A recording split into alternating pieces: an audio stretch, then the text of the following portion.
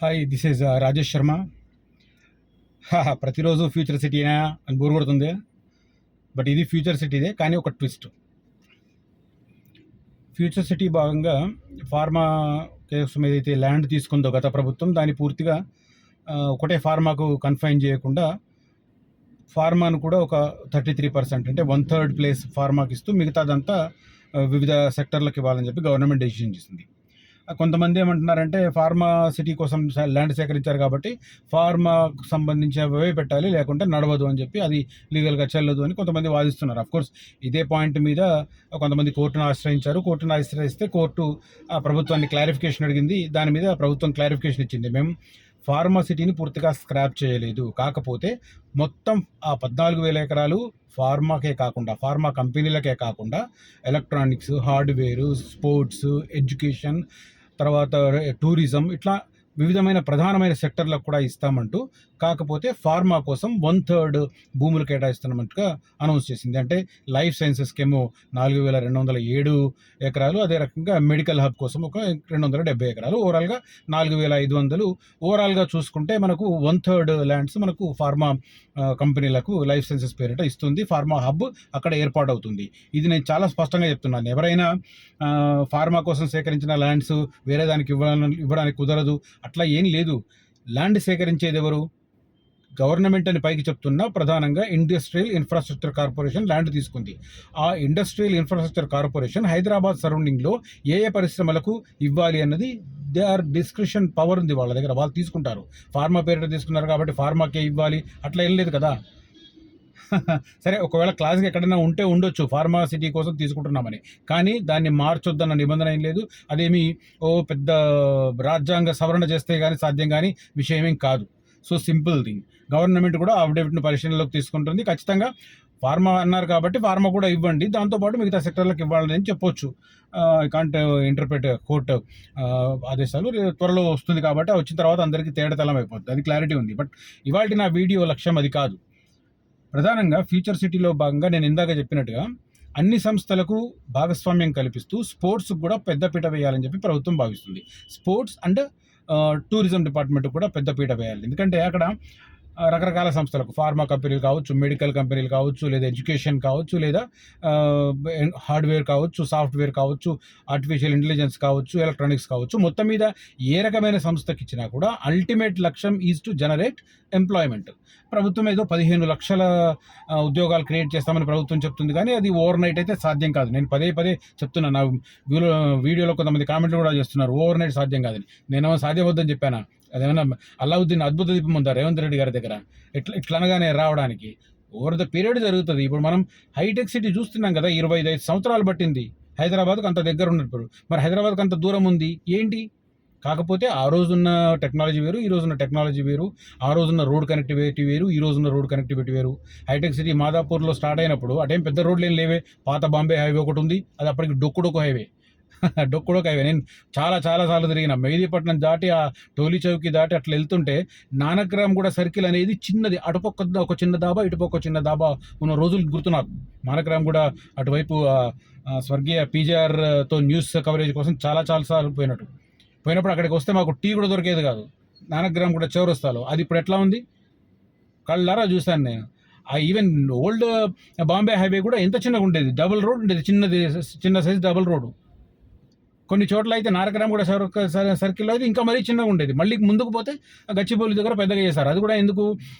చంద్రబాబు హయాంలో Asia Afro games అయ్యాయి. ఆ గేమ్స్ కోసం అక్కడ గచ్చిబౌలి స్టేడియం అది కట్టినప్పుడు, అక్కడ స్పోర్ట్స్ కాంప్లెక్స్లు కట్టినప్పుడు, ఆఫ్రో ఏషియన్ గేమ్స్ టైంలో అప్పుడు అక్కడ కట్టారు. దానికి అనుగుణంగా రోడ్లు పెంచారు. ఎందుకంటే అక్కడ స్పోర్ట్స్ విలేజ్ లాగా ఒకటి క్రియేట్ చేశారు చంద్రబాబు కాబట్టి, దానికి అనుగుణంగా రోడ్లు పెద్దగా ఉండాలని చెప్పి పెద్దగా వేశారు. దాంతోనే అక్కడ నుంచి రీజనల్ మన ఓఆర్ఆర్ స్టార్టింగ్ పాయింట్ పెట్టడము, గచ్చిబౌలి ఫ్లైఓవర్ ప్లాన్ చేయడము, దాంతో అక్కడ మనకు రోడ్డు వెడల్పుకు పనిచ్చింది. మళ్ళీ కొంచెం ముందుకు పోతే సెంట్రల్ యూనివర్సిటీ దగ్గర నుంచి మళ్ళీ అదంతా చిన్న రోడ్డే, బిహెచ్ఎల్ లింగంపల్లి దాకా. సో ఆ రోడ్లు చూసాం కదా. మరి అవన్నీ లేనప్పుడే అక్కడ అద్భుతమైన సంస్థలు స్టార్ట్ అయినాయి కదా.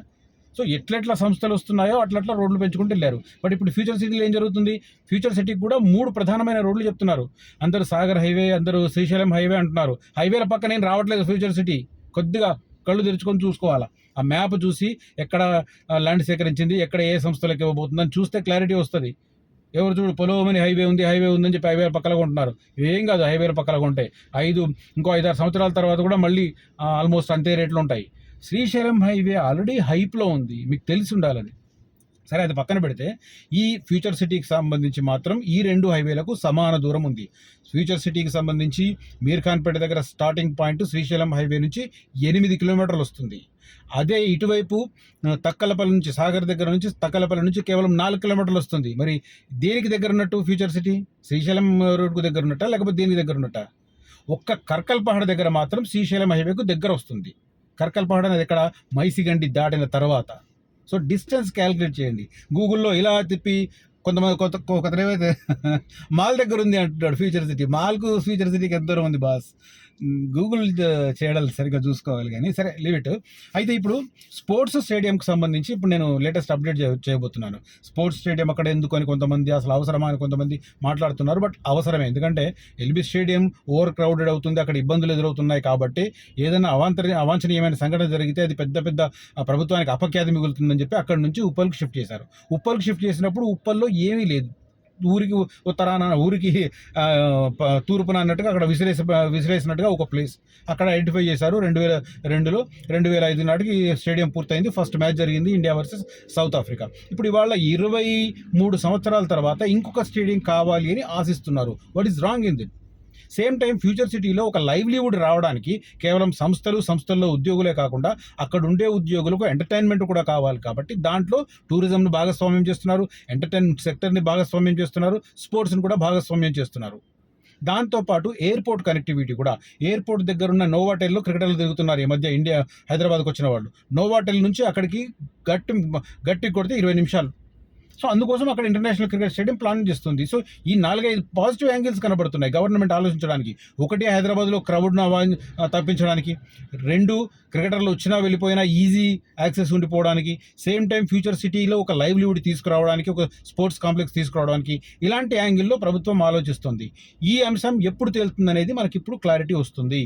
ప్రధానంగా రేపు అంటే 25వ తేదీ సెప్టెంబరు బీసీసీఐకి సంబంధించిన ఒక కీలకమైన భేటీ జరుగుతుంది, అపెక్స్ కౌన్సిల్ భేటీ జరుగుతుంది. దీంట్లో ఎజెండాగా ఉంది అని సమాచారం, కాకపోతే దీంట్లో తేలకపోవచ్చు. ఎందుకంటే ఇటీవల ఇప్పుడు బీసీసీఐ సెక్రటరీగా ఉన్న జైషా, కేంద్ర హోంమంత్రి అమిత్ షా కుమారుడు జైషా, ఆయన ఇటీవలనే ఇంటర్నేషనల్ క్రికెట్ కౌన్సిల్కి ఆయన చైర్మన్గా సెలెక్ట్ అయ్యారు. కాకపోతే ఆయన ఇంకా బాధ్యతలు తీసుకోలేదు ఐసీసీ చైర్మన్గా. ఆయన డిసెంబర్ 1వ తేదీన ఐసీసీ చైర్మన్గా బాధ్యతలు తీసుకుంటారు. అప్పటిదాకా బీసీసీఐ సెక్రటరీగా కొనసాగుతారు. ఈలోగా ఆ బీసీసీఐ సెక్రటరీ ఎవరు కావాలి అనే విషయంలో కొంత మంతనాలు కొనసాగుతున్నాయి. దానికోసం రేపటి అపెక్స్ భేటీలో కొంత సమావేశం జరిగే అవకాశం ఉంది. దాంతోపాటు బీసీసీఐకి సంబంధించిన హెడ్ క్వార్టర్స్ బాంబేలో ఉంది, దాన్ని కూడా రెనోవేట్ చేయడానికి ఏదో కొంత ప్లాన్ చేస్తున్నారు. అవి జరుగుతాయి. బట్ అల్టిమేట్గా హైదరాబాద్ క్రికెట్ స్టేడియానికి సంబంధించి ఒక క్లారిటీ మాత్రం నెక్స్ట్ మంత్ ఎండింగ్లో బెంగళూరు హెడ్ క్వార్టర్గా ఒక జనరల్ బాడీ మీటింగ్ జరగబోతోంది బీసీసీఐది. మొత్తం అక్రాస్ ద కంట్రీ ఉన్న ఆల్ అసోసియేషన్స్, బీసీసీఐలో భాగస్వామ్యమైన ఆల్ అసోసియేషన్స్ దాంట్లో పార్టిసిపేట్ చేస్తాయి. ఆ రోజు హైదరాబాద్ నుంచి దీనికి సంబంధించిన ప్రతిపాదన టేబుల్ మీదకి వస్తుంది. సో ఆ డెసిషన్ అంటే అక్టోబర్ ఎండింగ్లో హైదరాబాద్కు సంబంధించి ఈ ఫ్యూచర్ సిటీలో ఏర్పాటు కాబోతున్న ప్రభుత్వం ప్రతిపాదించిన ఇంటర్నేషనల్ క్రికెట్ స్టేడియానికి సంబంధించి బీసీసీఐ ఒక నిర్ణయం తీసుకునే అవకాశం ఉంది. ఇంతకుముందు ఏమన్నారంటే రేపటి అపెక్స్ సమావేశంలోనే నిర్ణయం తీసుకుంటారు. మోస్ట్ ప్రాబ్లీ దసరా రోజు దీనికి సంబంధించిన ఫౌండేషన్ స్టోన్ వేసే అవకాశం ఉంది అని చెప్పి మొన్నటి వరకు అనుకున్నారు. బట్ లేటెస్ట్ అప్డేట్ ఏంటంటే రేపటి దాంట్లో ఎజెండాలో లేదు అని సమాచారం. అక్టోబర్ ఎండింగ్లో బెంగళూరు వేదికగా జరగబోతున్న బీసీసీఐ జనరల్ బాడీలో మాత్రం హైదరాబాద్ ఈ కొత్త స్టేడియానికి సంబంధించిన ఎజెండాలో అదే టాపిక్గా కనిపిస్తుంది. ఆ రోజు ఒక నిర్ణయం తీసుకునే అవకాశం ఉంది. ఇది ఎట్లా డిపెండ్ అయి ఉంటుందంటే ప్రభుత్వం ఎంత జాగా ఇస్తుంది, దానికి రోడ్ కనెక్టివిటీ ఏమిస్తుంది, ఇవన్నీ చూసుకుంటూ పాటు కన్స్ట్రక్షన్లో గవర్నమెంట్ రోల్ ఏంటి, తర్వాత లోకల్ అసోసియేషన్కి సంబంధించిన రూల్ ఏంటి, ఇవన్నీ విధి విధానాలను పూర్తి స్థాయిలో చర్చించిన తర్వాత నెక్స్ట్ మంత్ జరగబోతున్న బెంగళూరు వేదికగా జరగబోతున్న సమావేశంలో హైదరాబాద్ ఇంటర్నేషనల్ క్రికెట్ స్టేడియంకి సంబంధించి నిర్ణయం జరుగుతుంది. ఆ తర్వాత దానికి సంబంధించిన కార్యకలాపాలు కొనసాగే అవకాశం స్పష్టంగా కనిపిస్తుంది. అయితే ఇక్కడ అనొచ్చు, మరి అక్కడ ఎందుకు ఇస్తారు, బీసీసీఐకి అవసరం ఏంటి అని. బీసీసీఐ ఖచ్చితంగా క్రికెట్ను ఒక ఫెలిసిటేట్ చేయడానికి, ఎంకరేజ్ చేయడానికే ప్రణాళికలు రచిస్తుంది.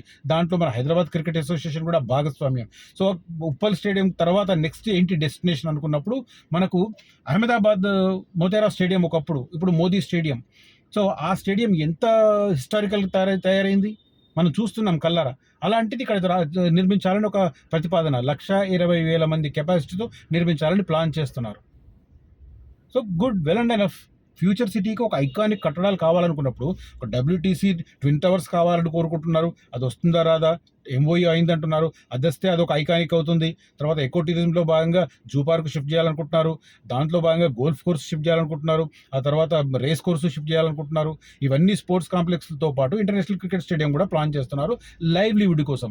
ప్రస్తుతానికి ఇది ప్రతిపాదనల దశలోనే ఉంది. కానీ ప్రభుత్వం దగ్గర ఒక ప్రతిపాదన ఉంది అన్నప్పుడు అది ముందుకే వెళుతుంది. ఇంకొంతమంది అంటారు రేపు KTR KCR వస్తే ఇవన్నీ స్క్రాప్ చేస్తారని. ఎందుకు చేస్తారు? కొన్ని సంస్థలు ఆల్రెడీ కార్యకలాపాలు ప్రారంభించిన తర్వాత అక్కడ నుంచి స్క్రాప్ చేస్తే ఆ సంస్థలు మళ్ళొకసారి హైదరాబాద్ ముఖం చూస్తాయా? హైదరాబాద్ బ్రాండ్ ఇమేజ్ ఉంటుందా? సింపుల్ కదా.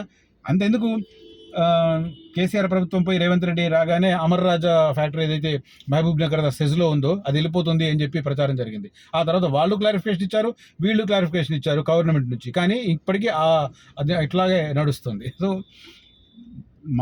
లోకులు అనేకులు రకరకాల మాట్లాడుతుంటారు. బట్ ఏదైనా పాసిబిలిటీస్, జరిగే ఎజెండా సమావేశాలు, వాటికి సంబంధించిన నిర్ణయాలు, ఆ నిర్ణయాలు అమలు పరచడానికి ఉన్న అవకాశాలు, వీటిని కొద్దిగా బేరీజు వేసుకుంటే మనకు కొంత క్లారిటీ వచ్చే అవకాశం ఉంది. సో ఇంటర్నేషనల్ క్రికెట్ స్టేడియానికి సంబంధించి మాత్రం నెక్స్ట్ మంత్ ఎండింగ్లో క్లారిటీ వచ్చే సంకేతాలు స్పష్టంగా కనిపిస్తున్నాయి యాజ్ ఆఫ్ నౌ అవైలబుల్ ఇన్ఫర్మేషన్తో.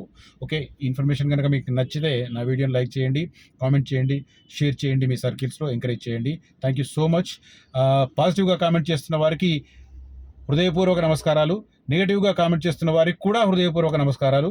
ఏమైనా తప్పులుంటే నేను సవరించుకుంటాను, కానీ దయచేసి వల్గారిటీ వద్దు, దయచేసి పదాలను జాగ్రత్త. మనం సంస్కారవంతులమని చెప్పి చూపించుకోవాలి. మనం సోషల్ మీడియాలో అంతా మాత్రాన ఏది పడితే అది మాట్లాడడం కాదు. మనం చదువుకున్నాం, సంస్కారవంతంగా మనం మాట్లాడితే మంచిదని నా అభిప్రాయం. ఎవరైనా హర్ట్ చేసి ఉంటే మాత్రం I'm very sorry. Thank you for watching this video and encourage me like this. Signing off, Rajesh Sharma.